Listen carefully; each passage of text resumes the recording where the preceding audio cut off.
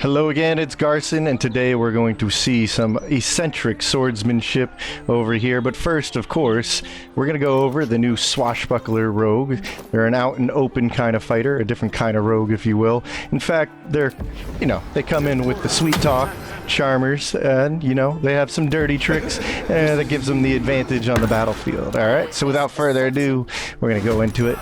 We have our pure level 12 Astarian. He's our swashbuckler for today. Alright, you ready? Here we go. Alright, so of course, when an enemy there's no other combatants, you can actually get a sneak attack both with the ranged or with your sword fighting. So let's dive in, get a sneak attack, big damage. Oh yeah, nice crit, Astarian. That's one way to start things off. Alright, and he's gonna jump on over here. Aronson, can you hit me? Ooh, nice hit. How about I do it again? Oh, double the crits. Alright, well, we need to return the favor with some fancy sword work. Flick of the wrist. If an opponent has a weapon to disarm, we can get a free attack and possibly disarm them and trigger sneak attack. And then we can go in for another attack. There we go. Withering cut. Almost finished him off. But Astarian wants to play with him one last time. You gotta waste your turn re-equipping weapon. So what we'll do is probably just throw some sand in his eyes, finish him off. Alright. You can be a dirty fighter, an eccentric fighter. You can do a lot with this subclass, and it really complements the rogue kit, but that's what we're here to do.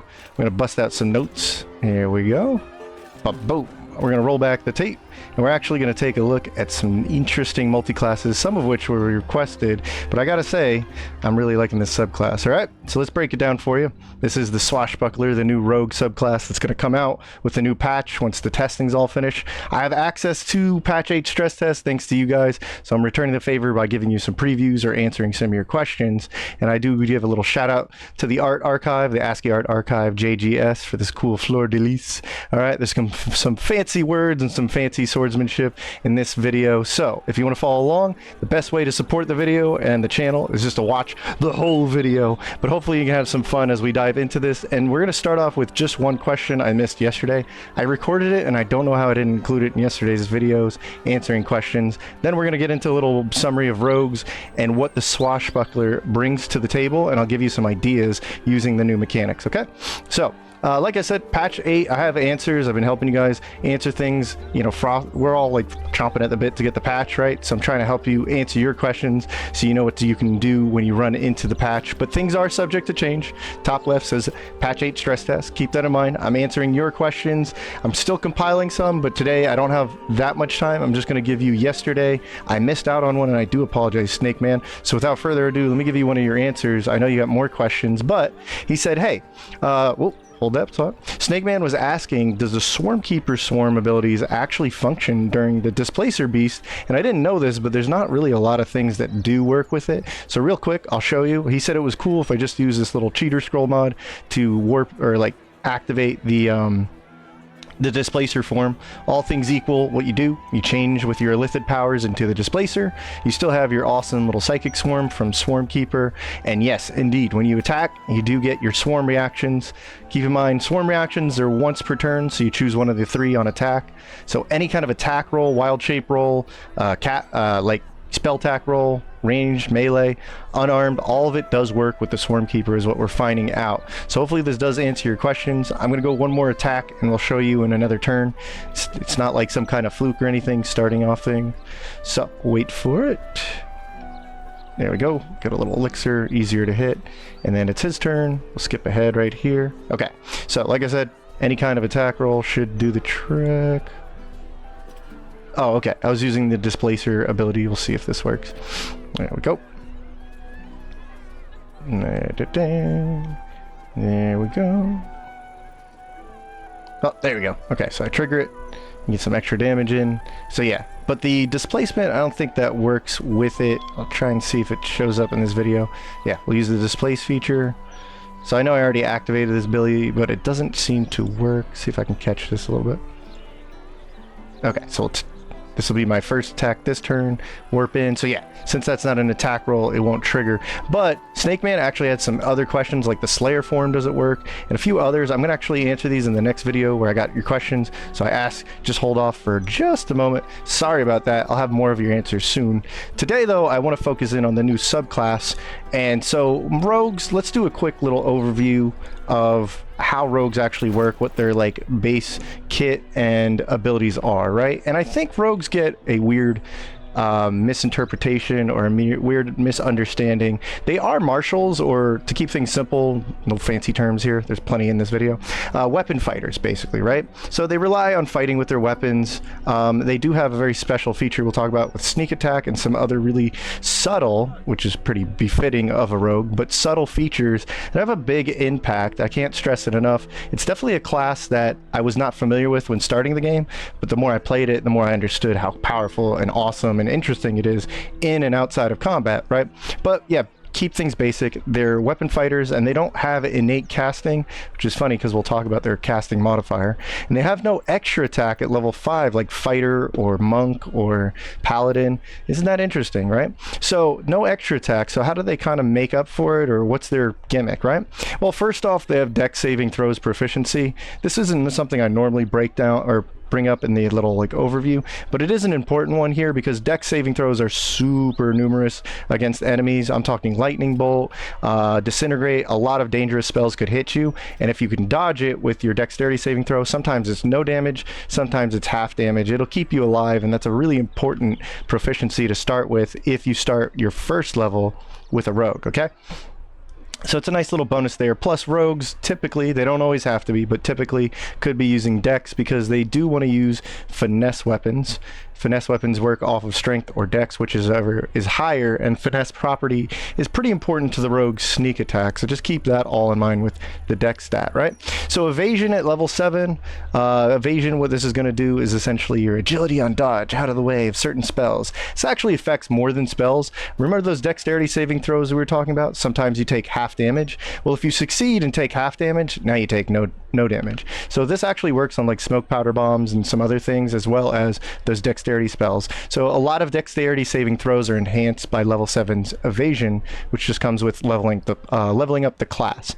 Now you get expertise at level 1. I can't stress how good expertise is, whether you want to be a pickpocketer, if you don't want to get pushed around, athletics and acrobatics. Maybe there's something you want to do with arcana or persuasion, deception, literally telling people to kill themselves. It's a very good way to do that. Expertise is very powerful, very important, sometimes in combat, mostly outside of combat.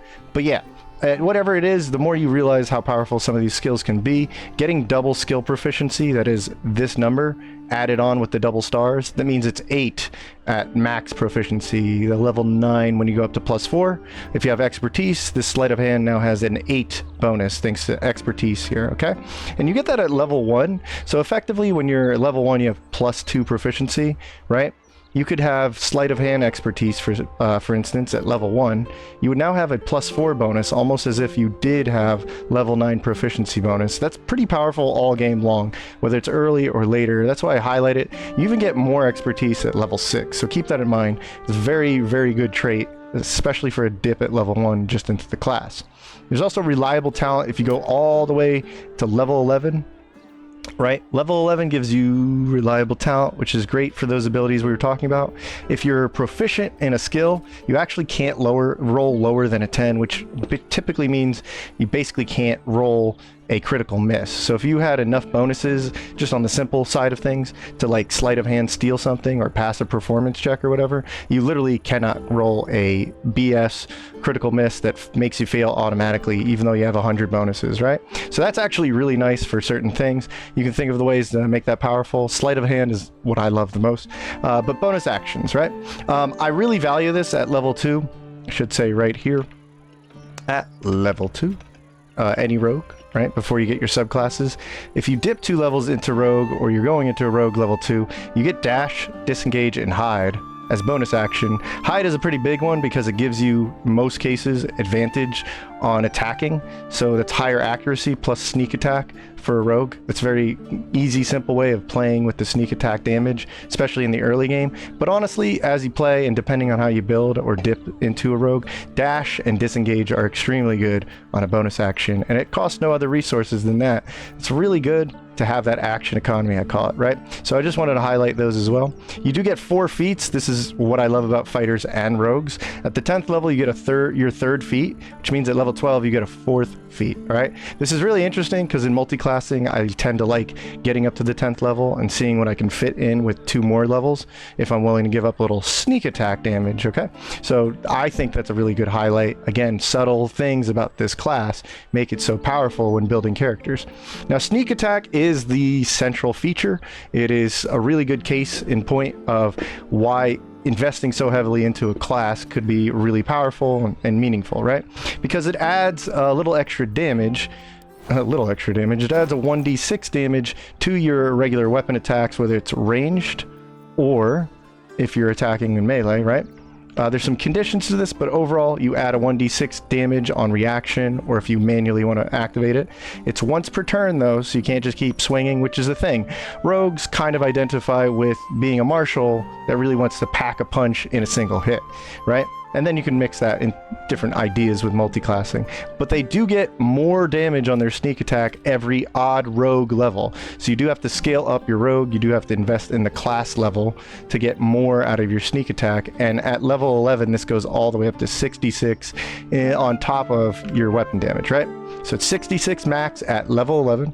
There are some requirements, like you cannot have disadvantage on the attack. You must have advantage, or with no disadvantage, you can either have advantage yourself, or you can have an ally standing next to the target.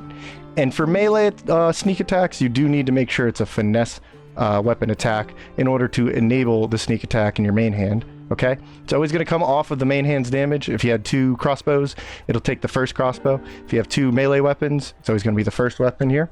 Okay, so it'll take the properties of that weapon. So piercing, see how this is a piercing weapon? The sneak attack will also do piercing weapon. Okay, let's contrast for a second. I think I have on Minthara. She has the laser gun, the never misser. This sneak attack would actually adopt the force damage. So if I could show you that, see that right there. So even if you initiate a sneak attack with an offhand piercing attack, this gun right here, you would actually get the force damage on your sneak attack range, right? Just some quirks I wanted to point out if you ever wanted to know about those. Let's just dive right back over here. So yeah, there's a manual option and a free reaction. Free reaction just meaning you don't spend the reaction point, so you could still get things like opportunity attacks off, or you can opportunity attack into a reaction for a sneak attack. And you can set these to ask you, so you don't just keep popping these at the wrong moment, all right? Alright, so I think that covers most of what the rogue is. Like I said, so much more I could say about the rogue because of the intricacies, the small details really add up and give the class a lot of identity that's just hiding in the background. You know, just basically not too flamboyant, not too eccentric, which is really funny because we're going to talk about this subclass, right? And while we talk about the subclass, just keep in mind you do give up the other subclasses. There's no way to mix Swashbuckler and Assassin or Swashbuckler and Arcane Trickster in that, literal way. But Int is the spellcasting modifier, which is funny because let's talk about the new subclass, okay? So Swashbuckler, at your 3rd level, you'll choose this subclass. You could think of this as a fancy sword fighter. I know Swashbuckler, a lot of us, myself included, think of pirates, but it actually just means like, say, a musketeer or an eccentric fighter or a very skilled swordsman fighter. So I think of now like rapiers or scimitars, those skillful weapon fighters, right? Or swordsman fighters. But yeah, this is going to be interesting because at level 3, you get Fancy Footwork. So when you make a melee attack, let's see if I can pull this up. Fancy Footwork right here.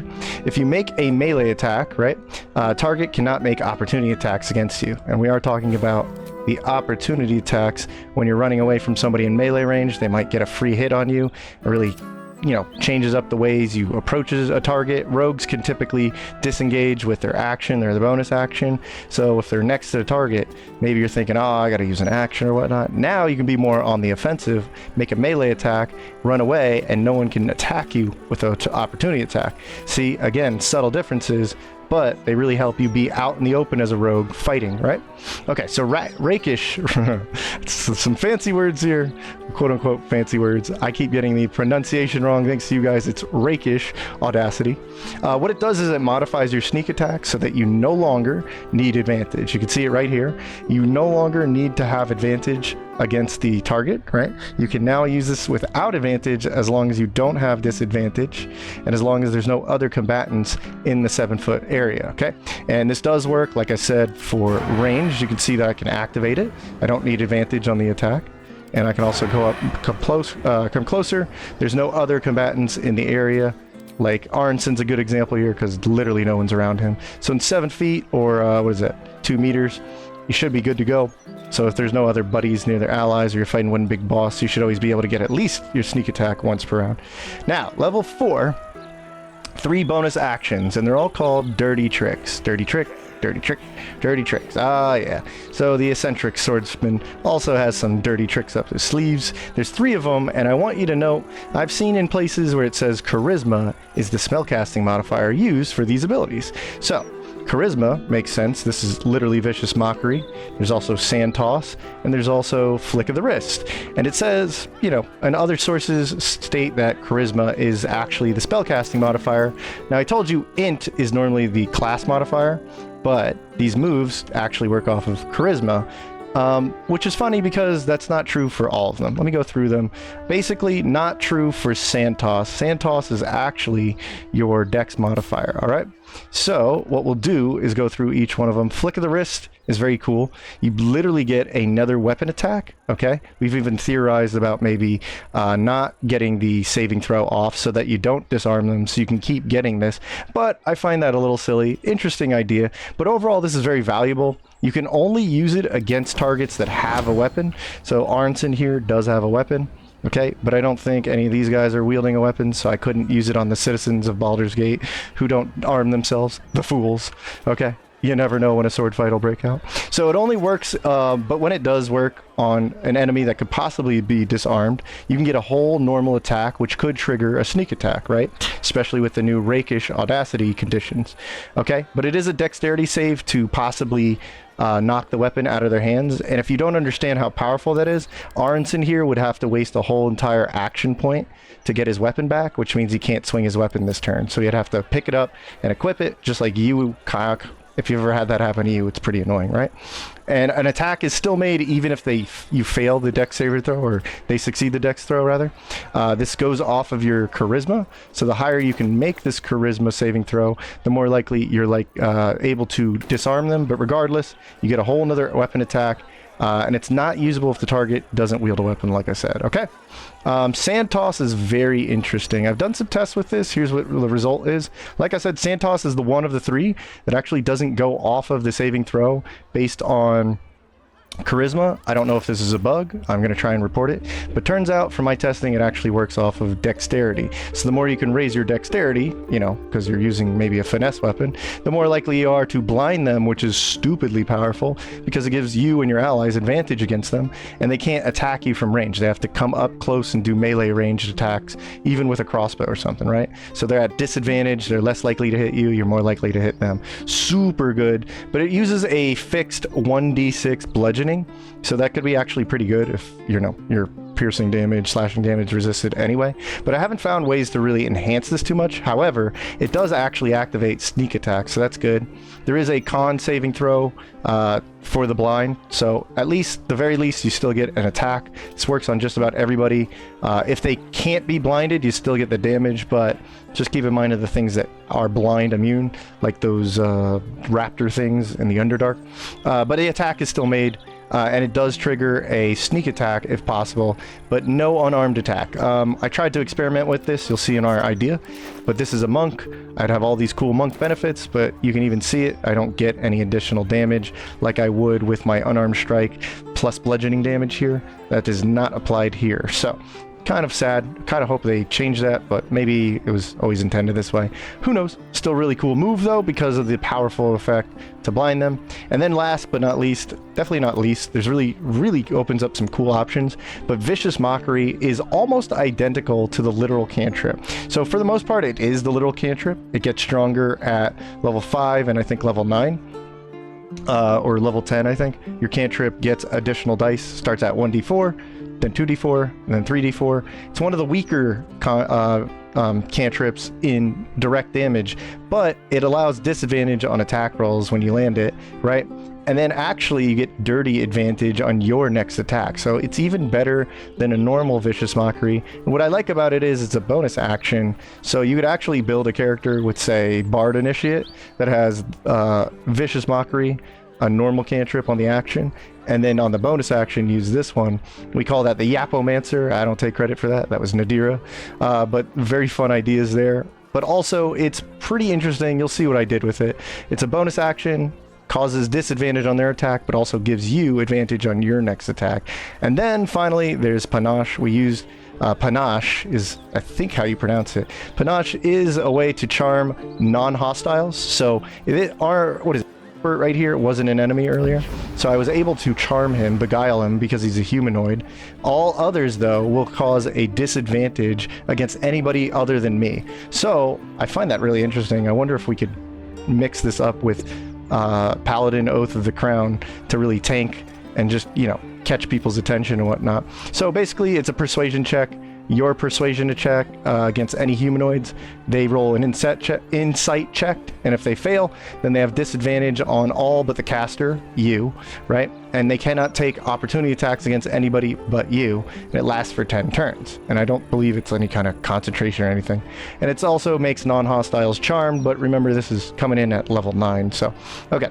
So, build ideas, let's finally get to them. Okay, so obviously I showed you what you can do with just a pure Swashbuckler. I'm very excited about this, actually. Oh, spelled it wrong. I think it's too cool. I really like the identity of this rogue. I think it really combos really well with the rogue kit and really comes out on its own, by the way. But again, it's subtle changes to the rogue toolkit, which already is full of these subtle strengths, that when you combo them together, right, having these cool new moves and the new conditions for Rakish, you may seem like, oh, it's not a lot, but you can do a lot with it. So swordsmen of all kind can be really built with this, and that's what I'm going to kind of show you with 4 different ideas. So we'll go straight to the slice and get right back into some examples. Okay, so pure Swashbuckler. I don't have much to type out here except, you know, maybe medium armor, feet. You can go focus on dex and a little bit of charisma. How much did I take on Asterion anyway? I took a pretty good amount, and if I had the hag hair or something, I could get even more. Mirror bonus could go here. It's really interesting to see these unique abilities that go off of your charisma stat or your dex, you know, yeah, your charisma stack, even though this is your normal intelligence modifier, right? So I don't have too much on here. I just wanted to show the ability of maybe a rogue that fights out in the open with medium armor, can even run a shield, because if you take the medium armor feat, I really wish there was a tiny shield, like a little, you know, dueling shield, but I tried to take what I could.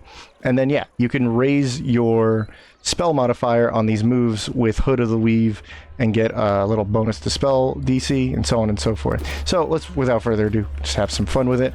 Like I said, I really love starting off against enemies. I love this animation. Bing! You just disarm somebody if you have high spell save DC, high charisma. There we go. You get a free attack out of that. That could trigger sneak attack, but for now, we'll just get another hit in. Boop. We get some sneak attack damage. I don't know what's going on with the conditions here. I think there's because these guys are in combat, so we'll move away. Victims await. Since he dropped his weapon, he now has to pick it back up. Waste time trying to fight somebody else. He can't use an action right now because he used it to arm themselves. Alright. Now, let's see again. So Sand Toss is actually based on Dex from what I found out. There we go. I can use a sneak attack, even though I didn't get the Sand Toss blind. There we go. I can still do a sneak attack. And remember, these are bonus actions, so that means I can poke him. Yeah, nice try. Nice try. Alright.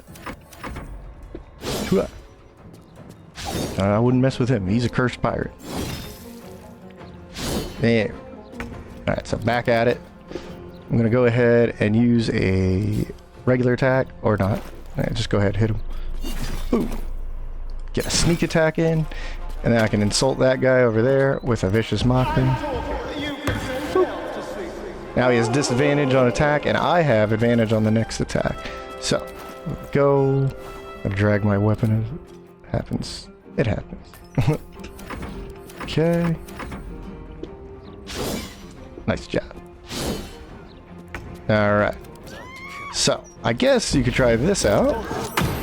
Now he has disadvantage on anybody but me, which is funny because I have the challenge to a duel with the prerogative. I can get that off too. See if he's gonna go after me now. Yeah. I love this identity of it. And this is just like a basic swashbuckler. All right, so again, let's see if I get a blind off. Yeah, he's blinded now. So before I do this, blind's important because it gives you and your allies advantage against the target, see? All right, so that means somebody else can come in, go for a better hit. Especially if you had another rogue, they can now get their sneak attacks off, right? Ooh, all right, so I really like this. Just like Crown Paladin, it seems like there's a bit of a tanking identity, or you can go for a focus like that. So let's actually look at some other cool ideas, like a ninja. This didn't work out. This is more proof of concept. Didn't work out exactly what I thought. This is more about dirty fighting. So you do have between the monk and the swashbuckler a blind, a stun attack, a disarm, and the darkness ability. With the Eversight ring, you could see in darkness. So I feel like this is a good way to build like a ninja. So testing the blind move with an unarmed gear turns out didn't really work. So what we'll do is just kind of demonstrate something like this. This was interesting to sort of build for dex, wisdom, charisma, and still have some constitution left over and not use the dex gloves. But yeah, like I was saying, gloves of crushing don't exactly seem to work here with adding damage. Oh, excuse me, damage to the sand toss bludgeoning. So it's literally not a unarmed attack move. But check it out. So like I said, you could actually set up darkness, or you can stunning strike. But let's lead off with maybe a flick of the wrist. If I can disarm him. And remember, if you're using a finesse weapon, you can still do your sneak attack, right? So there we go. We have finesse, Falar Louvre. There we go. And then I've disarmed him, so I'm doing some dirty tricks. And before you can pick that weapon up, we'll go ahead and give him an unarmed strike. There you go. Come on. Come on. Bam. There we go. Okay, so I potentially stun him, so then he has no weapon. He's just completely naked. Alright, so I have Aronson trying to attack me. He's got to waste his turn picking up his weapon. He's going after my allies. So what I could do is maybe disarm him. Man. Now that he's disarmed, he can't get into opportunity attack. Even if he wasn't disarmed, he can't get opportunity attacks because of Fancy Footwork. And now I can save my allies with maybe a stunning strike. And there we go. This didn't stun him, but I guess we'll just finish him off with a sword attack, right? So there's actually a lot of control here. And of course, as a ninja, I could poof out of here with the darkness cloud and the Eversight ring. So maybe I'll demonstrate that real quick. He had to waste his turn picking up his weapon. Now what I'll do is I'll keep me and my allies safe in the darkness. Yeah. And because that's an action, oh no, I can't do anything. Oh wait, I can flurry of blows, or I can vicious mockery him. Yeah, mock him in the shadows. Yeah. Alright, so then we can have somebody sneak in there and finish him off. Oh! Oh no! Alright, Shadowheart. What you should do is go ahead and throw sand in his face. Like a real ninja. Yeah, dirty tricks. Sneak attack. And then you are a level 5 monk, so you do get 2 attacks with your weapon if you want. Try and stunning strike him this way. But yeah, I think that kind of demonstrates it. Just got to get the accuracy, whatnot down. But yeah, extra attack from level 5 monk. You can overcome resistances with your monk punches, by the way. A finesse longsword will still let you use your sneak attack damage out in the open, be a fancy swordsman or a sneaky, dirty ninja. But you can do something similar with a fighter being and a battle master, having like those battle master moves on action and those dirty fighting skills on bonus action. So definitely want to try something like that too. But I think let's switch gears with, all right, this one was requested. Here we go. This is a swashbuckler mixed with a Bladesinger, because of course, both fancy swords people, right? Okay. So I don't even know what I would take in the last level here, but we'll keep it simple. So what we have is Bladesinger and Swashbuckler. You get your extra attack here. You have some pretty good moves here and some feats. The Dex gloves actually allow you to focus in on int and charisma. And I always wanted to show off a charisma Bladesinger. So charisma Bladesinger, charisma Swashbuckler, all in on the potent robes, adding damage to vicious mockery as well as your other cantrips like booming blade. Arcane synergy is still based on intelligence. Remember that both classes we haven't changed our spell modifier at all, so just keep that in mind. The harmonic dueler though, that's based on charisma, and between the potent robes and the harmonic dueler, this thing adds so much damage to your booming blade. It's going to be crazy. I've been asked, hey, please make a Bladesinger that doesn't use haste so much. Okay, use blur instead. You'd still be really strong. And if you lose the blur, you don't go lethargic like you do with haste. It's a bit like an arcane trickster swashbuckler, so it's pretty cool. Booming Blade is still really strong on this. Okay, so without further ado, let's go ahead into some blur. Right, and we can blade song blur song. And we can harmonically blur song. Oh yeah. And we will go ahead and start with some dirty tricks. Yeah. Alright. So we have decent decks, some really high charisma. Now remember, with the high charisma, you're going to do a lot of damage. Whoa, bam. That's the Potent Robes and the Harmonic Dueler getting a lot of extra damage in there. But you can only do that once per turn in the current version of Booming Blade, so it's no problem. We can also still get our sneak attack off. Let's see what happens when everybody scatters. Get the conditions out right. Still kind of interested in what's going on there, but I think I know what you really want to see. The Super Booming Blade, ready? So, if we Booming Blade, we can get us Rakish. Pop him like that, and then we can laugh at him with a pretty powerful Vicious Mockery. Yeah. A nice 15 damage on a bonus action. Didn't have to do anything fancy for that. So yeah. And Blur makes it really easy to not get hit because there's disadvantage against our 22 armor class. So yeah, higher concentration from Blade Song. I really like this combo. Feels like a really good synergistic mix. But yeah, just keep in mind Arcane Synergy isn't going to be that strong unless you take more intelligence, and you could swap out some spells. You're like literally a half caster here. So awesome idea, and I can see why people wanted me to build. Okay, and finally let's do the Pirate. Yeah, Pirate. Now I actually was just going to go 1 Hexblade and 11 Swashbuckler, but I realized I can get a little more theme out of Death Domain's Reaper at level 1 and go Bone Chill with the Hexblade Charisma Bone Chill. Okay, and Swashbuckler, well, we already know that's pretty good with Charisma cantrips, or the bonus actions. So our Charisma weapon and our cantrips all operate off of Charisma. Come into here. There we go. Alright, and we can use Arcane Synergy to boost our attacks since we're throwing out the Booming Blade and the Vicious Mockery all the time. We'll probably always have Arcane Synergy, really getting a lot more Charisma damage out of our weapon. This can go even further than the 21 I have here. Hex and Curse 'em. So I did take Hex since we only have the 1 Warlock spell slot. You can get a lot out of that with Hex if you manage it correctly. You can have the Tentacle Arms of Hadar. Feels like fitting the theme. You can even throw out destroy or create water with a level 1 slot, right? So once per short rest you can always throw out water. Feels pretty thematic there. Could help your allies, you know. Could cool them off too. The Tentacles from Hadar, double Bone Chill because we took Death Cleric, right? So the Touch of Death from Davy Jones, right? So very thematic. I actually really like this idea. Remember to pact weapon your Hex weapon. And what we're going to do here is Baneful Sword, right? And we have the Baneful Striking, so we could double Bane targets.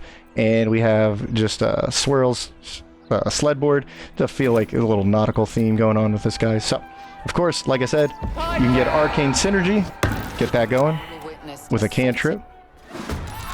Alright. So if you use the Arcane Synergy ring, you get the additional charisma damage to your weapon by using your bonus action, right? And then you can go in for a Booming Blade, go figure, do a lot of damage, and then Rakish. Yeah, okay. I love it. Yep. Alright. He's gonna come on down here.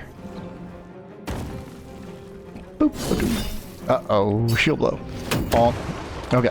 Now, keep in mind, if we double Bane them, like we've done here, Bane and Bane, right, from the sword and the gloves, that means it makes them easier to Flick of the Wrist, or Sand Toss, or even Vicious Mockery, or land a Toll the Dead, which is going off Wisdom. How accurate is this now? A lot more accurate. But, actually, you can see a direct comparison. 60? Maybe I was wrong about that. Okay. So, either way, what if I Vicious Mockery? 85, 85. Oh. Uh-oh. Well, whatever. Flick of the Wrist. Doop. You did. Dirty advantage? Okay. That's Booming Blade. Rakish. Oh, man. I really love these moves because you're always getting technically 2 kinds of attacks or different combos going off. This is such a cool subclass. Oh my god. All right, let's see if we can hit him with some tentacles. There we go. That force conduit went off.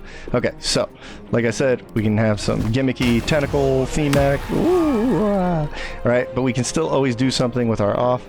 And if we're attacking, we're likely to get what is it?